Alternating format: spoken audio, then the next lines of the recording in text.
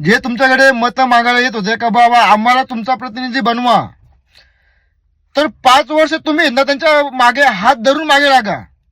5 वर्ष हात धरून त्यांच्या मागे लागा. तुमचं काही काम अडला तर तुम्ही निवडलेल्या लोकप्रतिनिधीकडे जा आणि त्यांना तुमचं अडलेलं काम पूर्ण करायला सांगा. कारण मालक तुम्ही आणि तुम्ही त्यांना निवडलेले आहेत.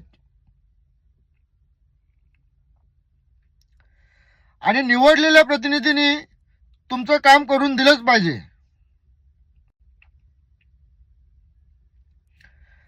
तो तुमचं काम करण्यासाठी आणि तुम्हाला जिथे पण जी काही अडचण येते त्या अडचणीमधून तुम्हाला रस्ता दिसत नाही तर त्याच्यासाठी तुम्ही निवडता ना.